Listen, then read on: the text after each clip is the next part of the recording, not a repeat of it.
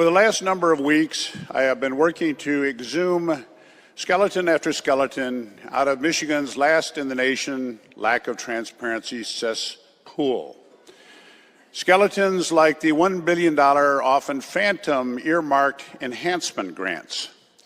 The skeleton of the lack of transparency for our out-of-control near-monopoly utilities.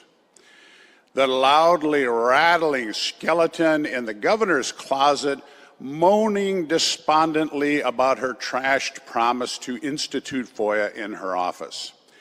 And the literal skeletons of the many murdered children, victims of our diabolical CPS secrecy laws. The reforms I have been proposing are needed now more than ever. Detroit News reporter Craig Mauger reported just a few days ago that the same week that mass power outages hit the state of Michigan, State House Speaker Joe Tate's leadership fund reported receiving $20,000 from DTE's main political action committee. Mauger is spot on. So at about the same time, Speaker Tate was raising his hands to the heavens, assuring utility ratepayers that he would be taking a close look at the utilities and efforts to improve infrastructure and reliability. With his other hand behind his back, he was raking in the thousands of dollars from the Political Action Committee. While the thousands of families were without heat, power, energy, the Speaker was not without boodles of cash. A $58 million slush fund speaks a whole lot louder than the suffering poor and working class ratepayers. It's saying one thing publicly while raking in the cash behind the scenes. Or as the working class would likely say, he's shady as hell. That'll be the last time on this stream you ever hear the words Mauger was spot on.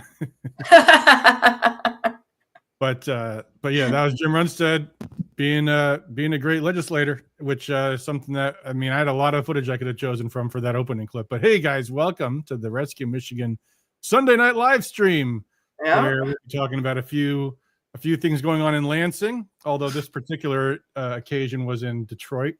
Although actually, before we talk about the state convention, I got some hot goss from the Democrat state convention that we got to talk about. Hey, everybody. By the way, folks in the chat, I should open up the chat so we can see everybody. Mark says, congratulations, new state chair, new vice chairs. Yeah. Says, hey to everybody. Allegan News says, power bill has been sucking the dollars out of my wallet much faster. Oh, yeah. That's great. Okay, wait, you can pull up the comments from X now? Is that new? It's been away for a couple of months now. Yeah. Oh, has it? Oh, that's great. Okay, just rumbles. The thing is, on X, it doesn't post the video until the moment we go live. So most people don't see it on X because there's no like hours in advance notifications for people. They just have to be on X at 9 o'clock when we go live, Dana got booed. Heather says Dana got booed. Oh yeah. So I don't want to just read this out verbatim because it's a source that did not intend to be a source, but I did happen to see something from someone who was at the Democrat National Convention, not a Republican spy, a dyed-in-the-wool Democrat was at the Democrat State Convention in Detroit. And so this is the story. This individual was caucusing with, he says she caucused with progressives, Arab Americans, and District 6, which is the most liberal district in Michigan. Ann Arbor, Dearborn, a piece of Wayne County, and some Monroe. The person says that's not correct. Dearborn is not in District 6 anymore. And I'm not sure it's the most liberal either because there is the 12th and the 13th. But nevertheless, whatever. This person says, well, I'll read this out of order because the best part was this. The district meeting was 400 people, was disrupted when Debbie Dingell came in to introduce as a justice warrior Dana Nessel. Which at that point, the person just wrote, we just shut her down and she didn't get to speak at all.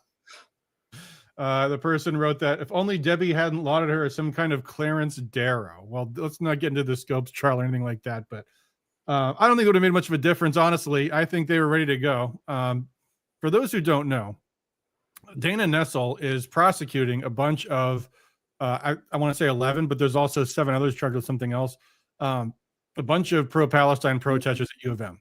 And they are literally, like, at this moment going through a felony criminal trial in Washtenaw County. So it turns out they actually do have some friends in the Democrat Party who are not all that happy with Dana Nessel. And so that, I guess, was the source of the booing. The source said she did not declare for governor. I don't think she's going to run for governor. I don't think Nessel. No, she's not that dumb. I mean, she's pretty out there, but I don't think she's coming to run for. In fact, the person then said she was invisible for the whole rest of the convention. Yeah, and to talk briefly about that story before I get more around the Democrat stuff, this is fundamentally a free speech case, and I actually toured with the idea of like showing up and doing some solidarity with these people because, I mean, fundamentally, I mean, they're charged with resisting arrest, but they're being charged because they were camped out in the Diag for a long time, which is a public space. And it wasn't like students couldn't get to class. They were there for like weeks and weeks and weeks. And then it was only when the university donors started threatening the university that they finally shut it all down. And, felony charges are serious. And I think, right now we broadly have the upper hand on free speech because of all the nasty stuff the wokesters do. But, they don't ever demonstrate. They don't ever help us. They didn't do anything for any of the January 6th people. No, they're more correctness. I have in mind to see if I could get a January 6th pardonee to come and stand in solidarity with them too, because that would have been an incredible show. Like let's really try to get these Dearborn people to come over to our side. But I just didn't have time, and B, I mean, fundamentally, there may be some swing voters out there that make a huge difference, but a lot of them I don't know if I want to get involved with politically. So I'll just leave it there. But anyway, here's some other things this person says. They overheard a lot of people at the Democrat convention lamenting that we used to be the peace party. I got to do something with my camera because I keep wanting to lean over here and I'm going out of frame. Oh, wait, where am I going out of frame? I got to hold my head straight. I got an idea. There. At least when I'm reading, I got to go this way because that way I'm not jerking around too much.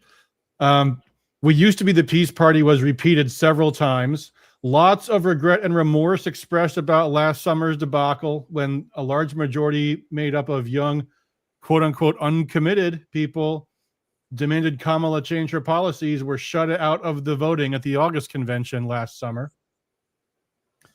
However, although there was many promises to never again shut out progressives and Palestine allies, they did it again. Two strong propositions, one expressing solidarity with Palestinians and divesting Michigan from genocide support. This is the person who wrote this.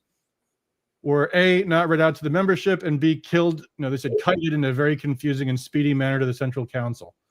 So, lots of internal angst in the Democrat Party happening right now. And it sounds like no one's learning anything. So, good times there. Good times there. It's continual, just like tone deaf and not getting it. I don't know.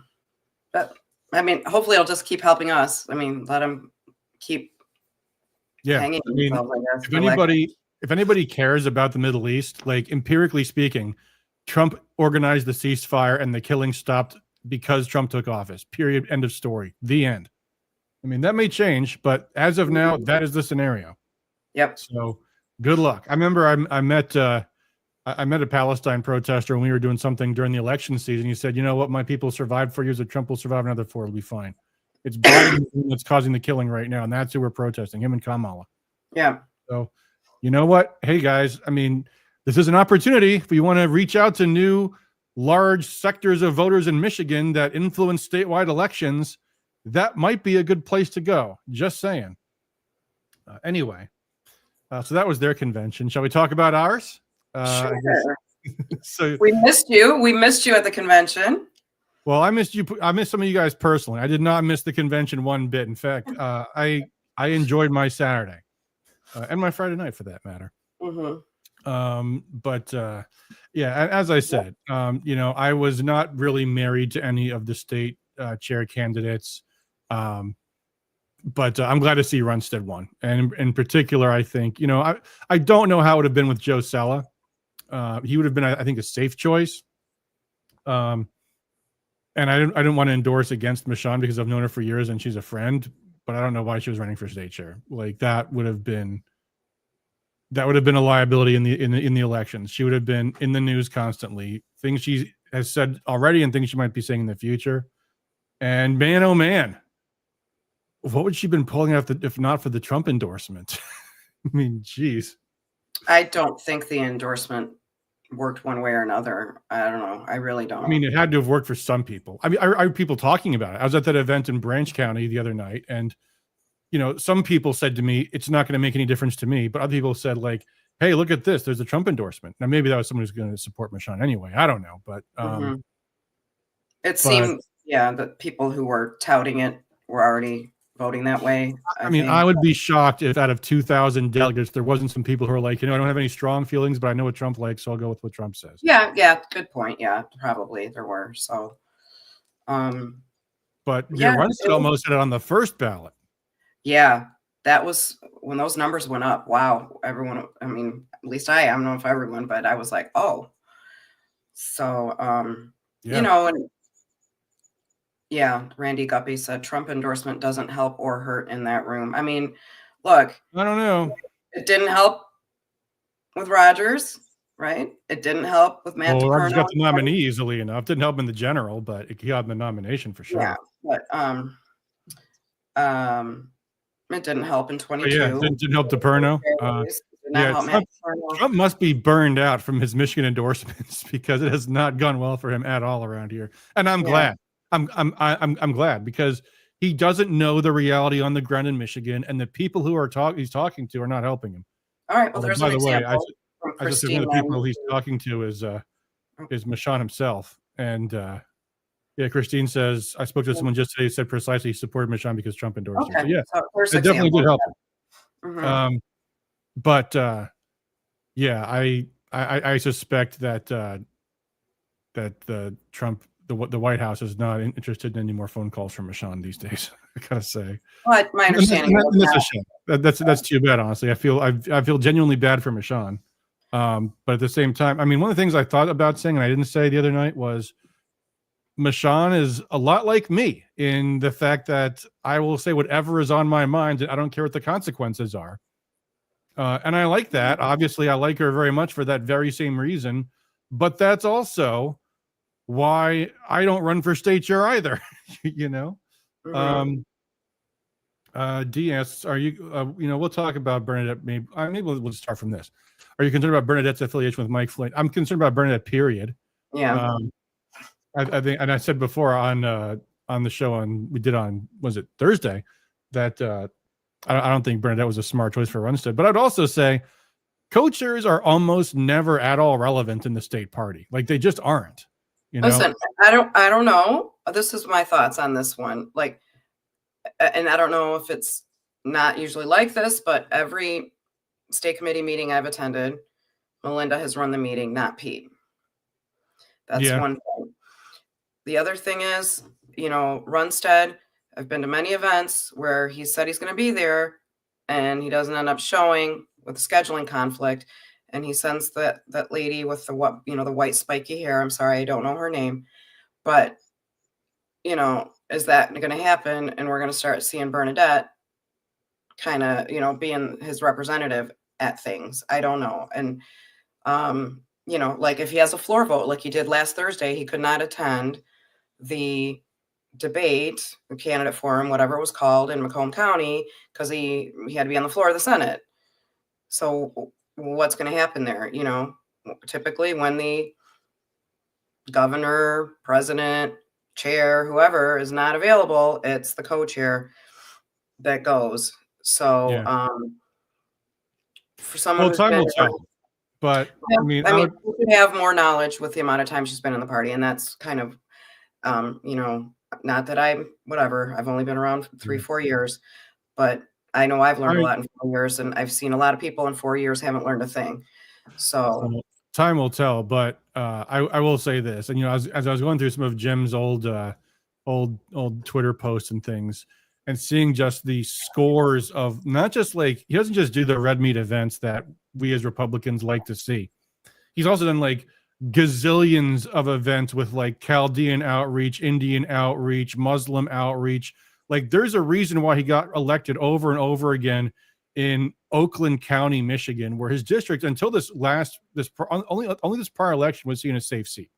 Every other election, he had a tough race, and he won by working the heck out of his district. So Jim is, I don't believe, as political naive as people think that he is. He's been around for a very long time, and he's extremely sharp. Yeah, so, no, that's one thing I don't fault him. I mean, like, I think that's great. You know, I do. I mean, I've always thought very highly of him as a senator, and as long as I've been around or seen what he's done and his speeches and his votes and stuff. Again, for me, it was the staying in the Senate thing and the co-chair choice that made him a hard no for me. But I mean, I get it. So I mean, obviously I want him to succeed. You know what I mean? Yeah. Yeah. And it looks like Randy Guppy has the same opinion about that too. I offered my help. I want to see him succeed. I think so too. I hope he reciprocates. I hope that he reaches out to all of you guys, and pivots away from the disruptors, who, by the way, we'll look at some disruptors in a minute. They seem extremely confused about what happened this past weekend because they didn't know who the heck they're supporting in a lot of different situations. So we'll look at that in a moment here. Let me read some more chats here. Yeah, Tim says interesting times. Yeah, isn't that like a Chinese curse? May you live in interesting times. But I like interesting. I like interesting more than boring. So I mean, it ups the ante, guys. Joe Sella may have been a safe pick, but we're going to be in a more risk-taking environment in this election anyway because of Trump. And I say, go for it. Let's rise to the challenge. Someone posted. Who was it? Where was it? Yeah. Oh, Bree says co-chairs based in the past have run a lot of meetings. Yeah, but you know what? I hate to say this to you state committee members in the audience, but other than removing Christina Caramo, I can't name a single thing a state committee ever did. So just saying. And of course, congrats to you. I'm not trying to diminish from that incredible feat that you accomplished, but I'm just saying.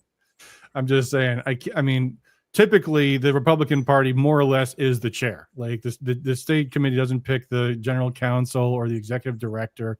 They're the huge majority of fundraising, things like that. Adam says, huge win for the Second Amendment this weekend. Us carrying it at Huntington. That's cool. I didn't know that. Good job, guys. Did they know that you guys were doing that? I won't tell. Yeah. Anyway, so we have some interesting comments, interesting reaction. The first reaction I've got to go to is from Unshackle the Mitten, which of course is like Disruptor Central. I don't know who exactly the person is behind it. I mean, I would assume like Robert Owens and, CJ Retard and people like that. So I don't really know. But let me pull up here. Hold on. Sorry for the dead air, folks, while I open things. This is how it goes when you don't get all of your ducks in a row before the stream. Let's see here. If I go to photos, that should probably work. Hold on a sec. Okay, here we go. Can I make this bigger? Come on, go bigger. No, not sideways, bigger. Zoom in. You got to zoom. I'm trying to control mouse wheel up. Isn't that the thing you always do? Is control mouse wheel up? Here, okay, here it is. What is this thing doing here? Okay, I'm sorry, folks. Is this an editor or a viewer? This is what happens when you get a new program. You're in editor mode, it looks like. Hey, it's got a new computer, guys. I'm sorry about this. I'll just read it to you. Unshackled and confirmed constitutionalist representation on state committee has gone down. That equals less accountability and less constitutionalist pressure. Probably this is Labadie. Says you hit cancel. Okay, there we go. I still can't zoom in farther. It's yeah. Anyway, not good. That bottom slider isn't a zoom in the right-hand corner. Oh, no, right? That's just. Actually, no, it's not doing anything for me. Oh, that's great. You guys love when I do like tech support live on there. Yeah.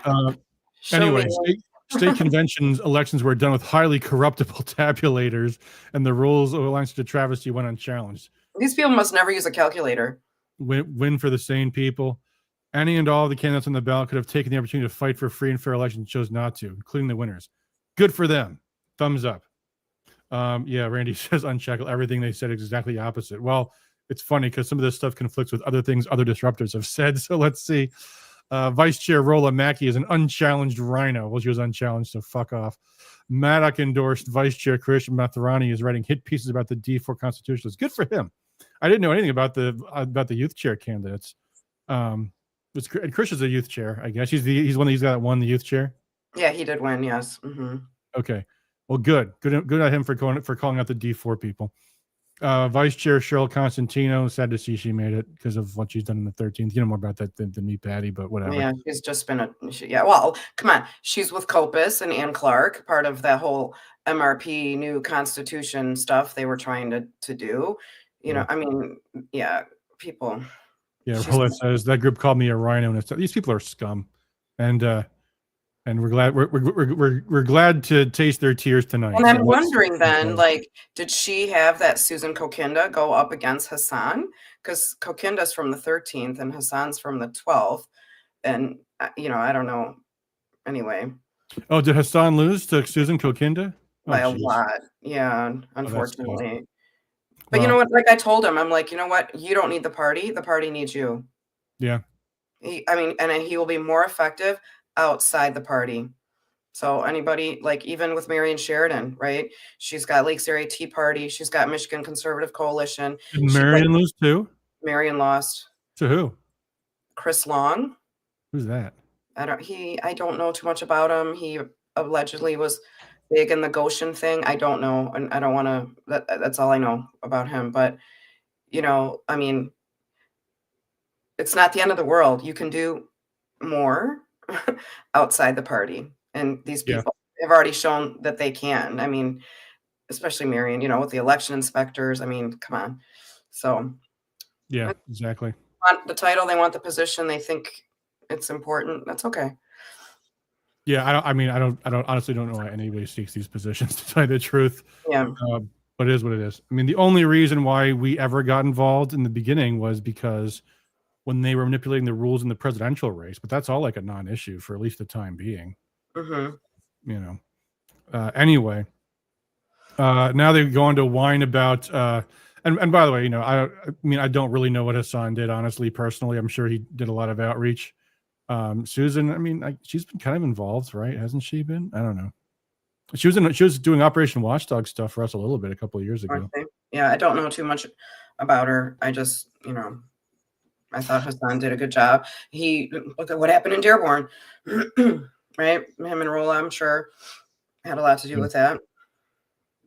Well, anyway, to me, part of it is also like if you're running for office, sorry, the buck stops at you. If you're going to want to run for vice chair and you lose to them, then how? I mean, I would not want to try to win over 3,000 some delegates to get a position with the party. That sounds like agony, but whatever.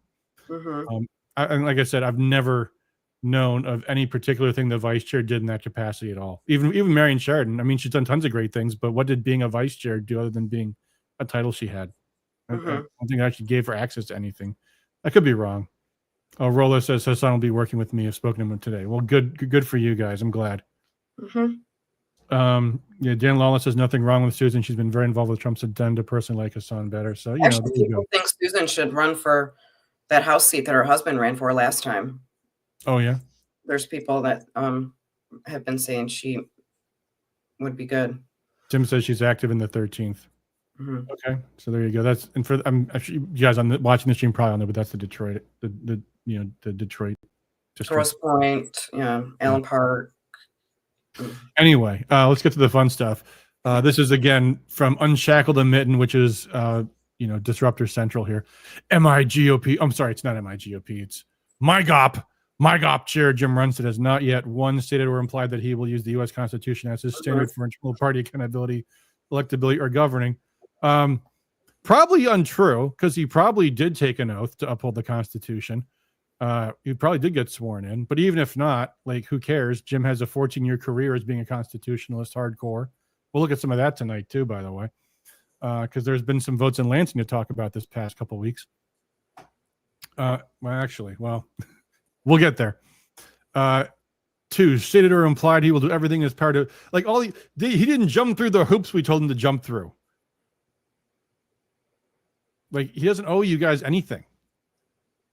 And anyway, good for him for not having to do anything as part of verifiably secure and transparent hand count ballot process. I hate these people. I really do. Because all they're going to do is waste your time. That's what this is all about, is wasting your time and trying to rig the election by making everyone go home because they can't stay all day for all they hand. Well, I'll tell you what, I was in shock. I think first convention I've been to that the credentials, rules, and agenda all passed. Like, we were done in like 5 minutes. Oh, good. Well, instead of 5 hours. I mean, even still, I didn't hear the results until like 5 p.m. So it must have been an all-day thing again. Well, it's because of the stupid audit, the hand count thing. Oh, yeah. Yep. Yeah, Jay Mashad says machines are far more accurate than humans are pretty much anything. Yeah, these people have no clue how elections work and why an internal convention is not the same as a public election, but whatever. Mm-hmm. Anyway, Jim did not disclose who donated the extra $100,000 to his campaign. Maybe the supporters he's made from 14 years and working in politics. Anyway, they go on. These are all uncomfortable facts that must be acknowledged and dealt with if we are to reverse the trajectory, our family's trajectory towards ruin. And then here, let me go to the second one. Of course, it won't just open a new window. It makes me do the whole thing all over again. So let me stop sharing and start sharing again, because that's how StreamYard likes to work. Sorry, folks. Okay, here we go. I guess there's some things missing here, and there's probably a little bit of language in between. So no, there's nothing about District 1? No. Well, anyway, we know the communists kept District 1, so that's probably why they didn't say anything. Yeah, did you get that video I sent you about District 1? Oh, yeah, you want to see the video? I mean, it's hold on, let me see if I got the video. I might not have Brandon Hall posted that, I think. No, I don't have that particular one here. I did see it on my phone, but I don't have it. Anyway, it's nauseating to watch. It's Dare Rendon breaking the rules as usual. But again, these people get what they deserve. I mean, if you live up north, guys, and you're like in a sane person's county, take back your county. Yeah, Stephanie says District 1 was crazy. Yeah, I feel for you guys. I know it is. But again, it's the district committee. Like, first off, whose problem the district committee is? For you guys, Jack Bergman. And for District 4, it's Heisinger's problem. Like, if they don't want to run their district, then that's on them. I mean, really. A couple of state convention seats are state committee seats are lost, and that's a shame, but so anyway, District 2 was already solid Rhino and managed to get even worse. Good job, guys. Congratulations, Brian. How can you get worse than solid? Yep. Mike Hewitt back on state committee. Good for him. Jay says someone was removed from the district caucus Friday night. Yeah, because then I heard, weren't they lying and saying no one got removed and everyone got to? No, so they had the video. That's Brandon Hall posted the video. It is a public post. You can find it on his Facebook page. And I can't. No Facebook. You can't, yeah, but for everyone else. And it's that person you mentioned, Dare, whatever, and saying, you're out of order. Can I get a motion to remove this gentleman? And then someone made a motion, they second, and then they did a voice vote, and it was clearly like no. And she's like, motion passes. Nice. And apparently the cops were called. I don't know, man. I don't. So District 5 held over 3 confirmed rhinos in advance. Todd Gilman is District 5 chair. Congratulations, Todd. District 6, my district, held over 4 confirmed rhinos. Good. Congratulations, Matt. Congratulations to whoever else there was. Too bad about Dan. Dan, you deserve better, but again, the party deserves better, and you're better off not being involved with them. Same District 7. I don't even know who the District 7's confirmed rhinos are, but these people are all whining about it. District 8 obviously had a great night. District 10 has been retaken by the Eric Castilia Stan Grote crew and has only 1 confirmed constitutionalist remaining. Didn't they also hate Mark Fortin too, though? Like the weird thing about these people is like the disruptors in my county endorsed Jim Runestad, and here's these other disruptors whining about him. Like, they don't know what to do. Like, who was the disruptors pick for state chair? Michon. They hate Michon too. They also hate Joe Sella. So, yeah. I mean, the bottom line is the only way this all makes sense is if you understand that their agenda is to cause chaos. That's what Marxists are all about, is causing chaos. That's why there's no internal consistency with anything. That's why they're going to attack Jim Runestad for the next 2 years, even though he's like, you know, Mr. Conservative. But yeah, Stephanie says Runestad was a G1 pick. Yeah. Yeah. And by the way, why don't disruptors like Michonne? Because they're brain dead and because CJ Retard told them not to hate, told them to hate her. But Michonne speaks their language as much as anybody does. No, I'm kidding. Michonne's establishment, Runstad's establishment, like everybody's. Yeah. Like I said, it's all the Marxist religion of revolution. That's all it's about. It's just revolution for the hell of it. Yeah. Speaking of disruptors, do you remember at the Northville Community Center when Scott McMahon came and spoke at that private event? Northville Community Center. I think I was. Yeah, I was there. Yeah. Yeah. Do you remember that woman that was there? Yeah, vaguely. Yeah. So we ran into her and she recognized us and was like, "Rescue Michigan, fake news. And then she went on and on and on. And then, we tried to explain to her, we're like, well, that was a private event. You have no right to behave that way at a private event. Yes, I'm a delegate. Like, okay, you're a delegate. You get to run around a town and do whatever you want and, disrupt private events. Okay, sure. So, yeah. I mean, yeah. Bree says, Jay and Michelle, the hand count audit took so much time. However, not all candidates did texting and messaging like many others. Their speeches are their opportunity to reach delegates.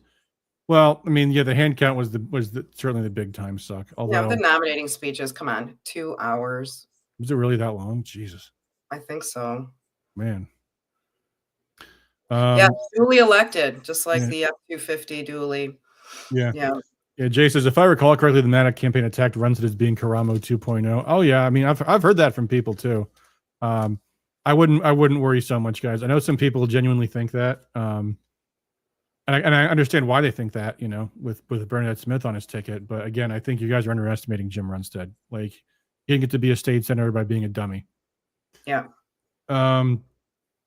Also, by the way, speaking of that, just to say, I mean, we obviously don't know who the attacks are coming from, but the fact that the attacks were all directed towards Runestad and Sella, and there's a couple of snips I saw from Runestad coming at, going at Michonne, but I think Douglas probably got a dirty taste from the Michonne campaign too, because they were going all out, like the whole part-time Runestad thing, and that last minute thing that they did on Sella. I don't think those things did any good for them. And I think they very much had a Yob style to it, which, I mean, if Yob is on the outs in the Michigan GOP, that's nothing I've got a problem with. So whatever. Is Yob in the room with you right now? I made a meme today.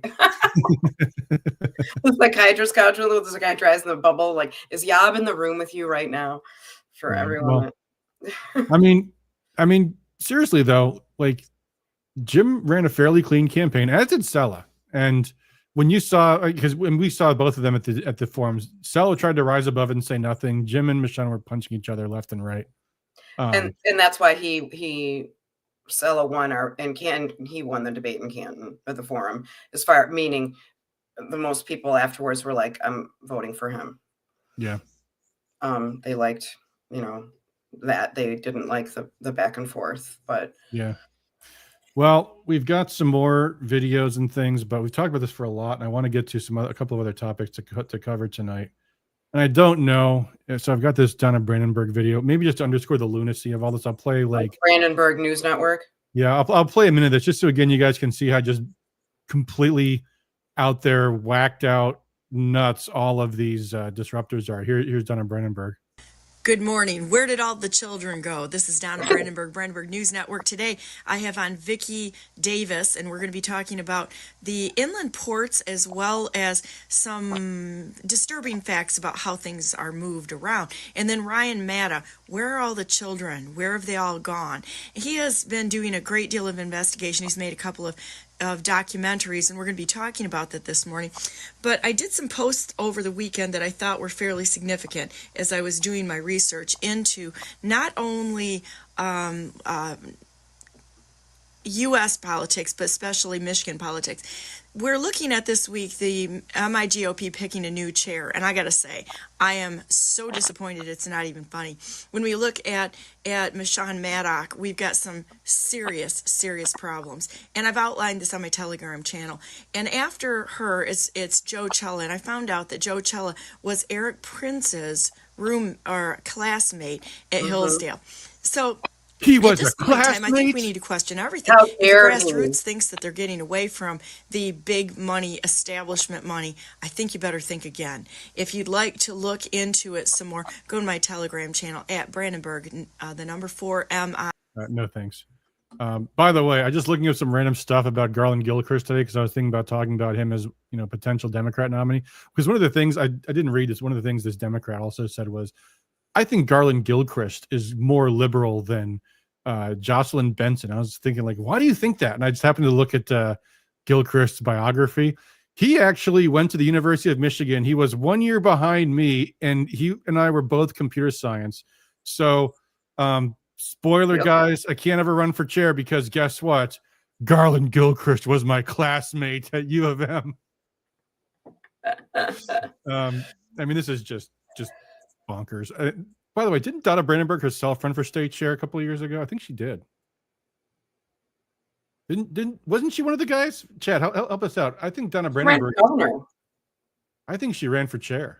She ran for governor. Oh, governor. Well, she ran for governor. I think she also ran for chair. Did she not? After she might have been maybe Yeah. one of the 10. Maybe I don't know. Whatever. Bizarre. Anyway, all right. Let's move on to something else, guys, because there has been some other news in Lansing this week, and we have some Operation Watchdog news.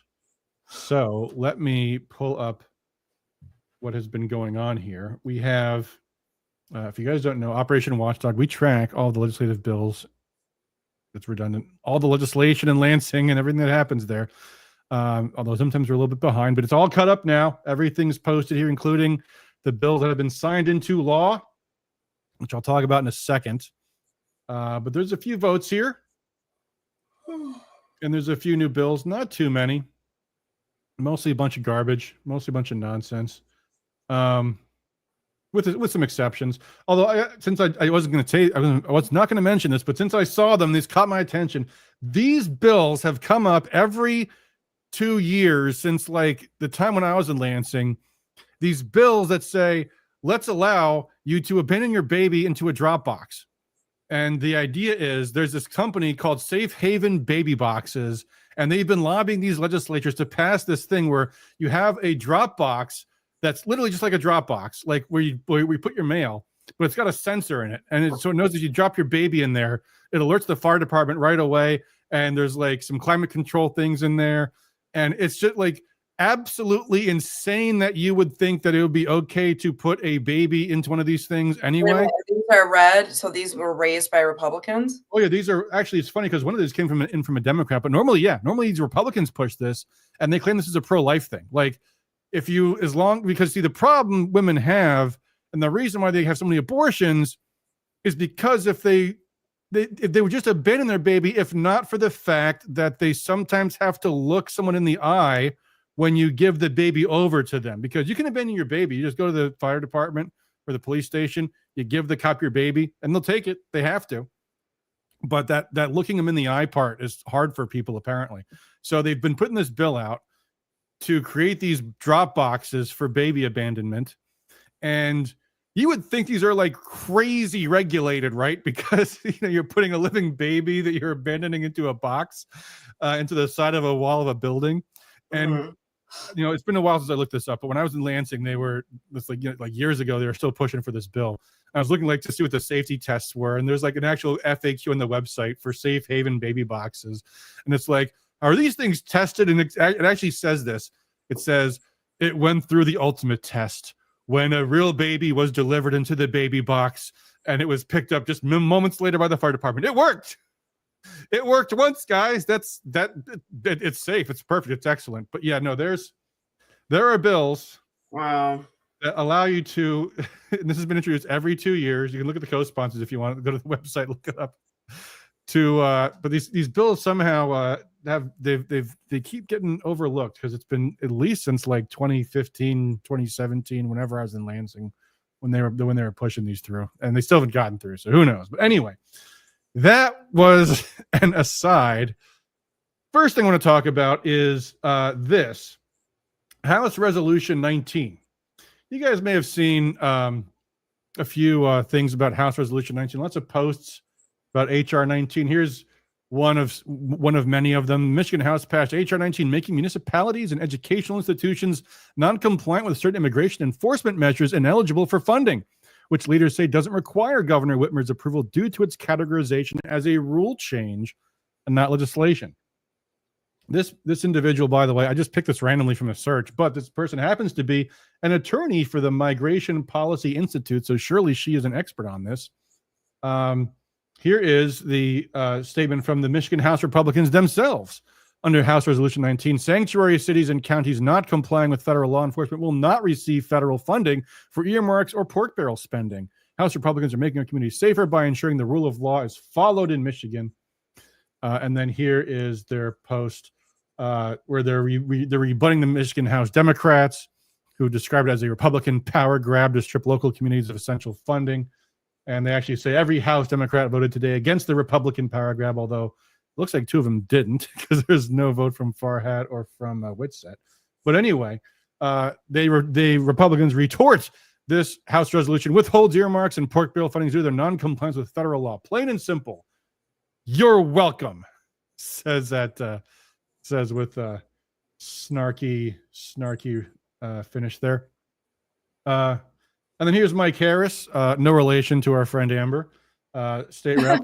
And here's what he says about the matter. Here we go. We'll play. You guys probably can't hear that, can you? Here, I know what I got to do. I've done this before. Need to go to the Brave tab and open that separately. Here we go. Let's try it now. We just passed HR 19, which bans pork projects for sanctuary cities across the state of Michigan. This is going to make our community safer. It's going to stop the spread of these sanctuary cities, and it's going to focus more on law and order. Coming from law enforcement myself, this is something that is so important to our communities, and we need to stop encouraging unlawful actions, and we need to cooperate with federal law enforcement and continue that service that we owe to our communities. So State Representative Mike. There you go. Here's the thing, though, guys. Here's what the thing actually says, because you might have been thinking, like, wait a minute. You're telling me that the Michigan House Republicans all by themselves, even with the Democrat governor, Democrats in the Senate, they can somehow enact this policy and no one can stop them? It goes into effect immediately? Doesn't that sound a little too good to be true? Well, yeah, and then because it is, so let's look at what the thing actually says it is, which is not remotely what they just claimed it was.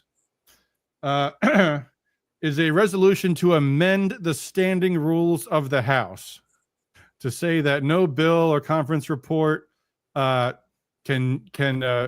be brought for a vote if it contains a legislatively directed spending item which is intended for a municipality, university, blah, blah, blah, unless they do yada, yada, yada, and says they enforce the immigration law. So in other words, all that stuff you just heard about, have their funding revoked? No. Nope. No, they don't.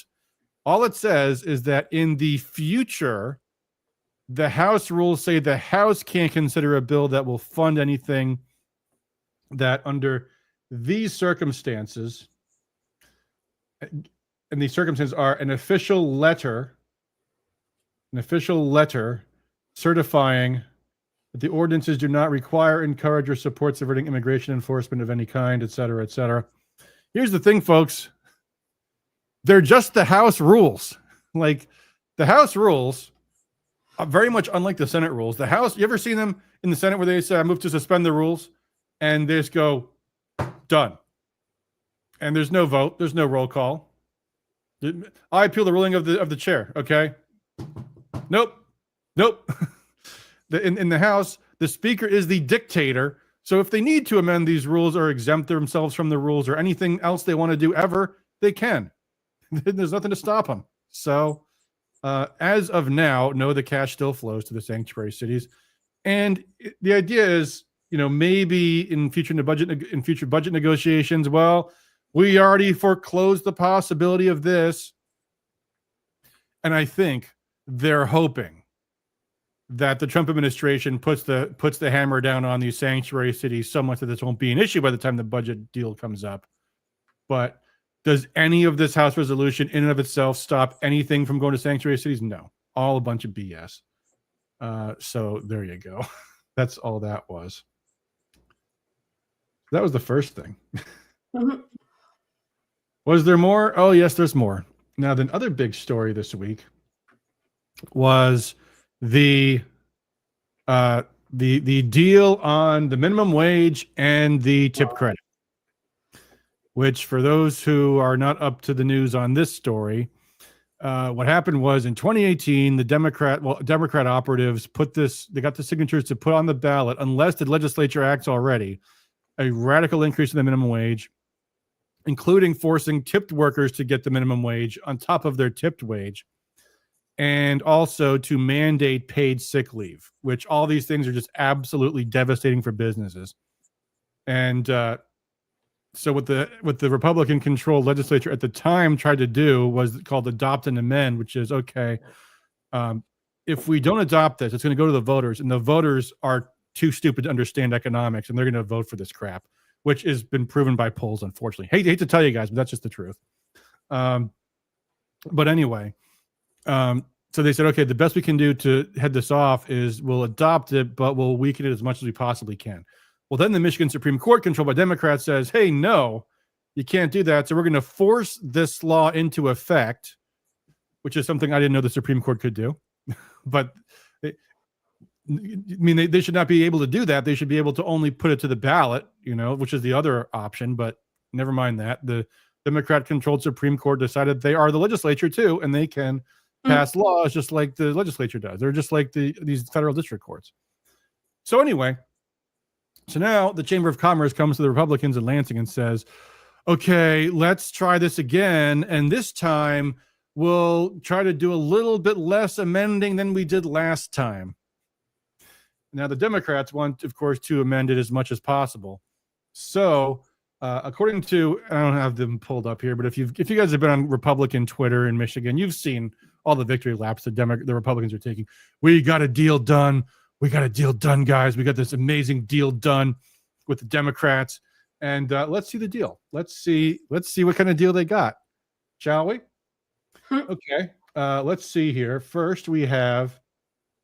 Let's see here. Let me find where first we have the Republican proposal. So here is the Republicans' proposal on the minimum wage. House Bill 4001 as introduced. What does it say? Well, let's look at the details here. This is what the court wanted to order. So the minimum wage goes up to $15 an hour in 2028. And then also up with inflation forever. And also the tipped minimum wage mandate goes up to 100% by 2030. What this bill would do is say the minimum wage goes up to $15 an hour by 2029. And the tipped wage goes up to, where is it here? I want to say 50% somewhere. I think it says it here someplace. I think it's 50%. Well, anyway, I'm going to spare you guys the dead air while I look all this up. That is the version that the House passed. Now let's see the version that the Senate passed. What did the Senate pass? Remember, the House one said $15 an hour by 2029. The Senate one says $15 an hour by 2027. And for service employees receiving tips, the percentage goes up, and rather than to the 100% rate required by the court, it would go up to only 60% of the minimum hourly wage rate. I can use Control F is find as your friend. Yeah, well, it is what it is. So the Democrats wanted to go up to 60% of the minimum hourly wage by 2035. Okay, let's just see here.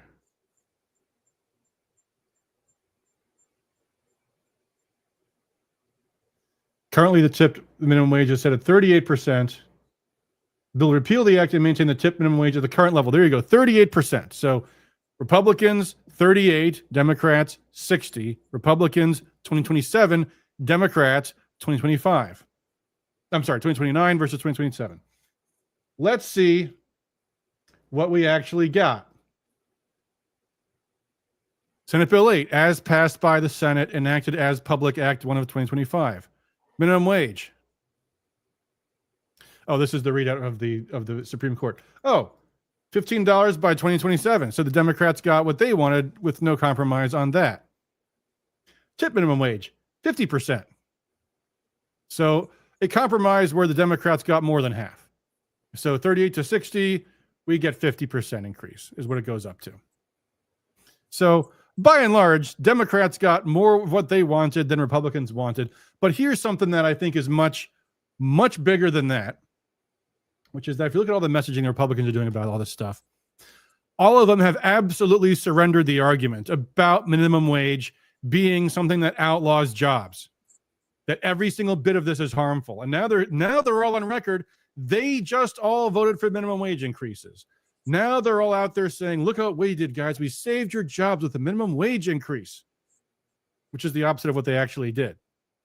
Now, I understand the logic is if we vote no, we make the fight and we're going to lose, but at least we make the fight because here's the reason why voters support minimum wage increases because you guys never make the fight. Now that you all see this and like, oh, I guess there's bipartisan consensus. Minimum wage increases are good, which means that they're going to come back in 2031 demanding another huge minimum wage increase and more jobs outlawed. And let's see how that paid sick leave stuff worked out too. Same story too. I mean, if you guys understand economics, if you're forcing the employer to pay for sick leave, they got to pay them less or hire them less. Let's see how that turned out. Let me close some tabs here because I've got more than a few open here, and it'll save me time in the long run to start cutting back on these. Here is earned sick time. Share screen. This is the, I think this is actually the, hold on, let me go to the other one because that one I think is the one that actually got passed. This is the House bill as introduced. And you see they have language in here that says the paid sick time stuff. It doesn't apply to an employer if they're working 25 weeks a year or less. They're seasonal employees. They're not full-time employees. Let's glance up at Rumble. And Rumble, I'm seeing Donna Brandenburg on my screen. Is Rumble like 3 hours behind the live feed? That's weird. I have to watch the Rumble video later and see if there's an issue with it. Did we lose the feed on Rumble? Doesn't say we did. I don't know. Anyway, the Republican bill also says that doesn't apply to people working part-time. If you're working less than 25 hours per week, you should not be forced into the paid sick leave mandate. Okay. What'd you guys pass? Here you go. Where'd that language go? Oh, it's all gone. Oh, it's all gone. Great. All the things Republicans wanted, they didn't get. So what'd they get? Less than half of the 2 bills. And meanwhile, now they're all on record. Now you guys are all on record. Let's see how you guys did with these great bills. You've got your mandatory minimum wage increase, your mandatory outlawed jobs increase. Here's the vote in the Senate. Who voted no? Who among Republicans voted no? The Democrats that voted no because they wanted 100%. That's how hard a bargain they drive. Republicans who voted no are Bumstead, Runestad. Those are the 2 Republicans that voted no. And he got trashed for that vote. Good on Jim for that one. Who, Jim got trashed for that vote? Runestad did. Yep. Yeah, well, good for him. He did the right thing. He should stand up. And Runestad has no problem standing up for himself. Mm-hmm. He did the right thing, as did Steve Carra, Brad Paquette, Josh Shriver, and Jim DeSanta in the House. All the other ones, all these other guys, including Matt Maddock, incidentally, voted with the Democrats. They're now all on record on on a bill that is materially a bill to raise the minimum wage and outlaw low-income jobs.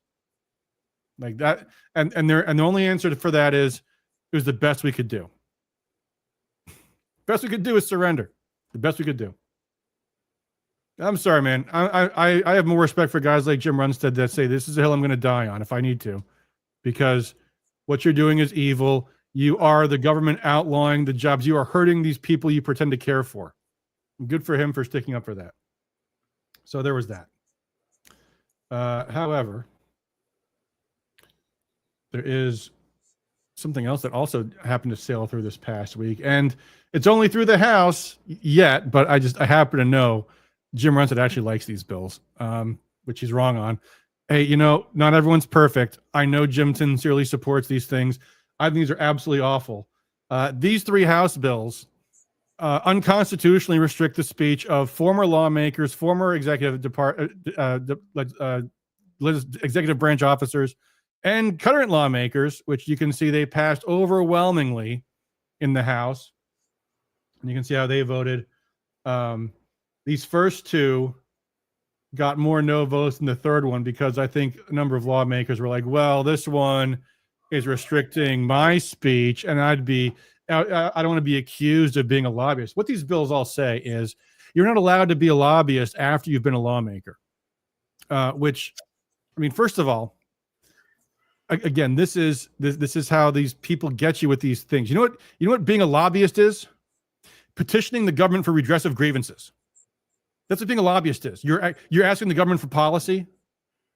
Wow, what a terrible thing that is. I mean, I know lobbying is a dirty word and all that, but it's also a speech right. It is a fundamental constitutional right. What you're saying to people is you will lose your rights because you are an office holder. And also, by the way, guess who enforces these bills, guys? Dana Nessel. You know who else lobbies for legislation? You know who else lobbies for legislation? Lawmakers do. You know who else gets paid? Lawmakers do. Who do you think is going to be the first Republican to get prosecuted by Dana Nessel for lobbying because they support a bill and constituents support them for supporting a bill? I mean, AKA doing their job. I don't know which Republican lawmaker is going to be the first that Dana Nessel goes after. I'm going to be laughing at them if they voted for it, which, knowing Dana Nessel, she won't. She'll go after Josh Shriver, who voted no, of course, or Steve Carra. And here's the vote, of course. This is the vote. Shriver, Slaw, and Carra stuck to their guns and voted no on all 3 of them. A few others voted no on some of the safer ones. You can see here on this one, Van Werkum, Vanderwall, Green, the 2 Greens, Jamie and Phil, voted no on this one also. But again, by and large, Republicans, just trampling over the Constitution. Matt Maddock co-sponsored that one.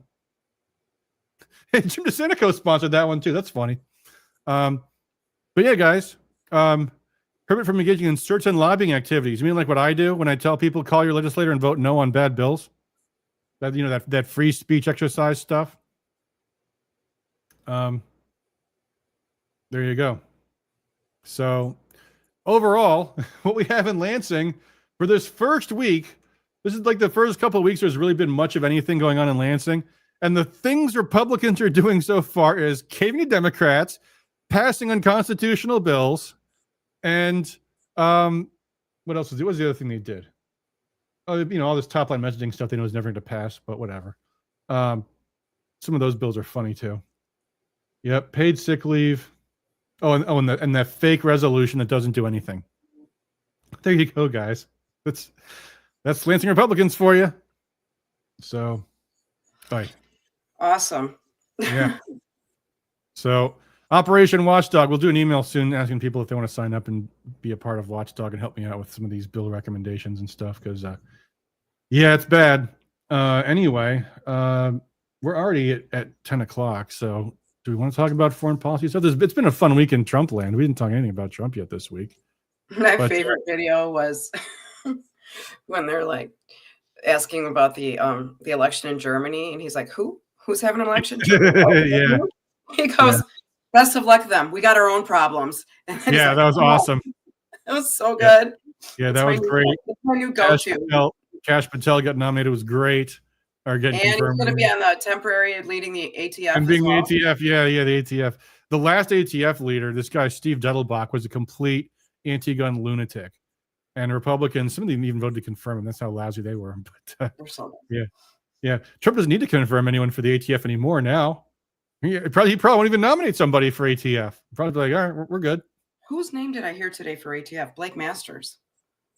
Oh, that might be all right then. I like Blake Masters. He deserves a place in the Trump administration because he should have been in the U.S. Senate, if not for Carrie Lake fucking all that up. Anyway, yeah, Carrie Lake in charge of Voice of America. Like anybody on the planet is going to watch Carrie Lake's Voice of America. Tim says, huge win for conservative Germans. Well, the AfD, the Alternative for Germany party, did better than they ever have before. And the Conservative Party beat the Liberal Party, but the Conservative Party was Angela Merkel's party. They are pro-Zelensky. They have said they're not going to caucus with the AfD. They're going to work with the Liberals. So in other words, they're a completely fake Conservative Party. So unfortunately, just like Canada, just like France too. Yeah. Tories are all, yeah. So too bad, but who cares? It's Germany. We got our own problem. Sorry if any of you guys watching are have German heritage or relatives or anything, but Germany's just not in a very good place right now, and it's not going to stay there for a while. But we'll see. We'll see how. The AfD is doing better, and that's good. But still, it's what 4 years every election, 5 years I think in Germany. So they got to wait a long time yet. So unfortunately, the moment came, and So apparently, and Annalena Baerbock, the expert mathematician, people call her that because she described doing a 360-degree turnaround. Apparently says the Germans should be threatening Trump more about Ukraine. Like that's going to work. So, it's been, well, I don't even know where to start with Zelensky's statements this week because every day he says something completely different and totally insane. I guess the latest thing is he says, I'll resign for NATO membership. Yeah, like that's good. Like that's a deal that we're going to take. He's like, we'll do this minerals deal. No, we're not going to do a minerals deal. That was your idea, not my idea. It's so weird. But I mean, the bottom line is this: America's coming to get its money back, and it's got two ways to do it. Either the Ukrainians are going to get us our money back, and that means doing as we say, or we're going to have the Russians eliminate your government, and we'll make a deal with the Russians. Your pick, Zelensky. Take the deal. Right. Take the deal if you're smart. But we'll see. I don't think he will take the deal. I think he's committed to. He is absolutely opposed to peace. He's absolutely opposed to any deal, and that's just what it is. But real quick, I do want to say one thing, which is because there's some things have become that are like fake news we didn't care about in Ukraine are now fake news in the U.S. that we probably should care about. The big story being, or one of them being, because Trump raised this point, Zelensky is a dictator and he is not the constitutional leader of Ukraine anymore. And now all of a sudden, all these people are popping out of the woodwork and saying, actually, Trump is lying about this. Zelensky was perfectly well elected. He's under martial law. He's allowed to be president forever until the martial law is over. Great. And, so that's what Trump's gonna do then. Well, according to the funny thing is, no one has a problem apparently with that being allegedly allowed in the Ukrainian constitution in the first place. Like, because that's kind of a big loophole, I just declare martial law on the president forever. But actually, and here's a typical example. I'll put this up on the stream, on the screen here. Here's a classic example of the fake news. This is in Foreign Policy, a very prestigious journal. And so here's what they say, for example. This is there's the explanation. Article 83 of the Ukrainian Constitution states that if the term of the Verkhovna Rada, that's their version of Congress, expires under martial law, it shall automatically be extended until a new Rada is seated following the end of the martial law. Did you see anything in there about the president? Because I see it says Article 83 of the Ukrainian Constitution says if the term of the Verkhovna Rada expires, but he's not in the Rada, he's the president. So we're in the Ukrainian Constitution. Does it say that he gets to be president forever? Yeah, sure. The Ukrainian Constitution, the Congress is allowed to stay in office forever because they're not the ones that declared the martial law. And here's Article 83, but this is our Constitution. This is a shit Constitution, by the way, folks. Look at this. I mean, every single one of these things, if you actually read through them, is like glittering generalities you could drive a legal truck through. That looks like the 6th Congressional District bylaws. Yeah. So Article 83, these are all very short articles, fortunately. 83 articles they've got, a lot more than the U.S. Constitution has. There it says here, and again, it's all about the RADA, nothing whatsoever about the president. But foreign policy has their answer for this too. Article 19 of Ukraine's martial law legislation specifically forbids conducting national... Wait a minute. Did you catch that? Article 19 of their legislation. So not the Constitution. What's Article 19 of the Constitution say? Article 19 of the Constitution. That's really a mistype. That's really a misprint. Oh, no. The Article 19's got nothing to do with letting the president stay in office forever. No. You see, and these liars know what they're doing. They know they're lying. They know the Constitution says nothing whatsoever about allowing the president to serve a term indefinitely, because the term actually says 5 years in the Constitution, not forever. So they're just lying about it, because in fact Zelensky is a dictator, and Trump is right. Mm-hmm. He's right about him being a dictator. He's right about them banning opposition parties, banning churches, rounding up people in the street. It's all kind of appalling if you think about it. And I think I'm glad to see Trump talking about this stuff. Anyway, so my speakers just suddenly started making noise for no reason. I think Zelensky is going to have a bad time in the next few months, but we'll see. Mark asks, do you guys think 2025 and 26 will be a good year for the Michigan Republican Party under its new leadership in terms of winning office? Personally, I'm doing my part in serving in a 3-year term as Citizens District Advisory Council member of Highland Park. Mark, I think that question hinges almost entirely on who the nominees and therefore who the candidates will be for governor, attorney general, and SOS. I think that's the challenge. First off, getting a great candidate for governor. And second of all, and here's where the delegates can be downright dangerous, is if these psychotic retards nominate some lunatic to be attorney general and SOS again. So, we got to start in the precinct delegates early, folks, because that may be a real problem. I mean, that's going to start the moment the first lunatic files, and we'll see who that will be. That'll probably be kind of late, though. That'll probably be like in next year, but we'll see. We'll see. Hopefully Runestad knows some good lawyers to run for AG. We'll see. We'll see. Is that all I've got for tonight? What else was I going to talk about? There's been a little bit of an update in the judicial stuff. So the DOJ has filed a motion to censure one of the judges who abused a DOJ lawyer. This judge, I forget which case it was, but this judge, they were talking about, what was the case about? The judge was attacking the DOJ lawyer for his Christian faith. Oh, it was a transgender stuff. That's what it's about. It's a transgender case. And this judge, who I believe identifies as transgender also, attacked the DOJ lawyer for being Christian and trying to spit the Bible up. And the DOJ lawyer, they've now filed a motion calling for the judges to be penalized, removed from the case, all that kind of stuff. And also, Eli Crane filed an article of impeachment against one of the judges. The one, I think, for Eli Crane's motion. Who do you go impeach? Let me look this up.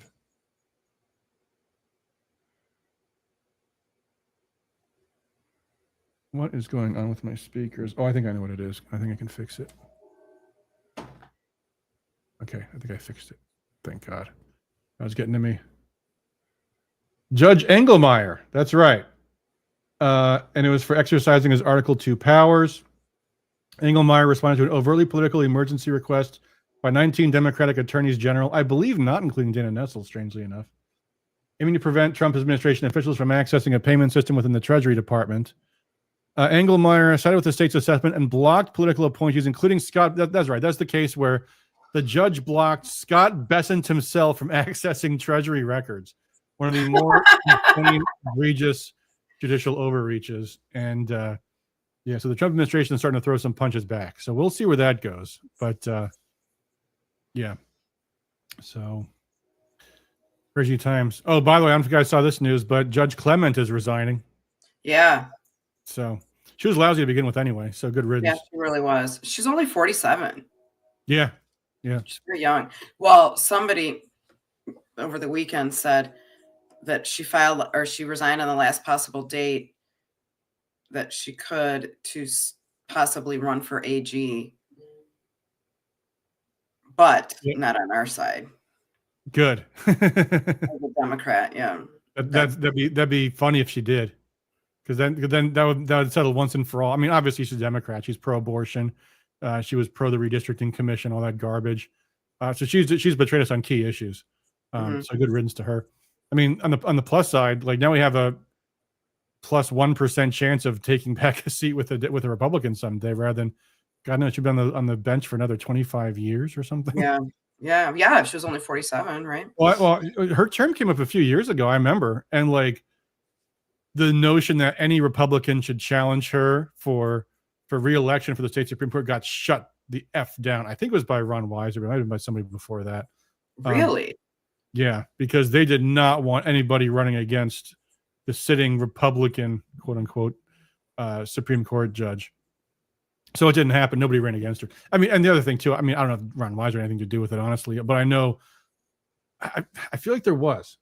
I'll have to go back and look it up, because I feel like someone tried to challenge her, and like something happened that it's like the challenge got put down very quickly somehow. Yeah, So they allow all these other challenges and all these people to run for governor and all these other things, but they won't go after someone who's not even really never votes our way. Yeah. That's so crazy. Anyway, I guess the Republican minority in the Supreme Court goes from 1 seat to 1 seat, at least for now. Right. There you go. All right, guys, it's been a stream.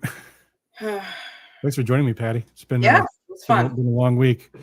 But now we got some fun stuff. I need to get that flyer. I just emailed it to you. Oh, thank you. For Clubapalooza on the 4th of March. Here's what I say, guys. If you've got a problem with disruptors in your local party, form your own organization, because what happens is you have a board which gets to exist forever and never be challenged, and you can do everything you were doing in the first place, and you can recruit precinct delegates all year long, and when you outshine these retards who are currently sitting in the committees, they'll just knock them the fuck out in 2 years. So that's what you do. Anyway, which is what we're going to do. So here is Brian Posthumus. It's not what I'm going to do, but you can go ahead. Brian Posthumus, how we can protect elections. This is our event on March 4th, 7:00 p.m. And that is at, where's the location of this? The Northville Community. It's blocked by us. The Northville Community Center. Northville Community Center. Yeah. That's Northville. Zoom in. Look at all our cute little logos. Yeah, we got. We got the Washtenaw GOP, the Plymouth Canton, South Line, and Northville. There you go. So yeah, neat. That's on March 4th. $10 for non-members. Patty, does that mean non-members for Northville or non-members for any of us? If you're a member of any club, oh, good, you get in for free. Otherwise, it's $10. Good to know. There we go. Bree says, anyone know anything about the upcoming change to 501c4s? What change? I know nothing about it. I didn't know there was going to be a change. I will ask Matt. He's pretty knowledgeable on that. Maybe he's still in the chat, but I couldn't imagine it being a change for the negative. Like in the Tea Party days, the IRS was very, very nasty towards 501c4s if they were conservatives. They would block your approval. They'd demand your records prior to approval. Now it's just like a rubber stamp. So whatever change you mean, Bree, I don't know. But maybe we'll cover that next time if it comes up. Mm-hmm. All right, guys, that will do it for us for tonight. Congratulations to Jim. We did a stream on Thursday, kind of talking about the pluses and minuses. Bree says they're going to allow him to do up to 95% electioneering instead of only 51%. That's interesting. Oh, okay. Now, I mean, in general, I don't like electioneering. I prefer to say, vote against Senator so-and-so because he voted like a retard, rather than just, vote no on so-and-so. Because when you soon say the magic words, vote for, vote against, then you're, then the voters are like just going to look at you as part of the campaigns, So I don't even like to do that. But if they're letting you do that, then I guess that's more freedom for us. So there you go. Anyway, neat. If true, I haven't confirmed it. I just saw Bree just posted that. What was I going to say? What was I in the middle of saying when I saw when Bree's chat came in and just completely threw me lopsided? I think we're just closing the stream down. Oh yeah, so come see this event on March 4th if you're in town. And yeah, guys, stay tuned. Lots more great things to come. Oh, that's what I was going to say. Congrats to Jim Runestad. And on Thursday we did a stream where I mentioned, some imperfections. He will have an issue with the Senate seat, but Jim's a great guy, and I'm looking forward to it. So I think he is someone who will bring the fight to the Democrats and bring it smartly. So yeah, I think it's gonna be good. All right, guys, our Rumble feed is like 30, 45 minutes behind for some reason. Somewhere's wrong with Rumble. I don't know what it is. All right, good night, guys. Thanks again for all you do for liberty, and until next time.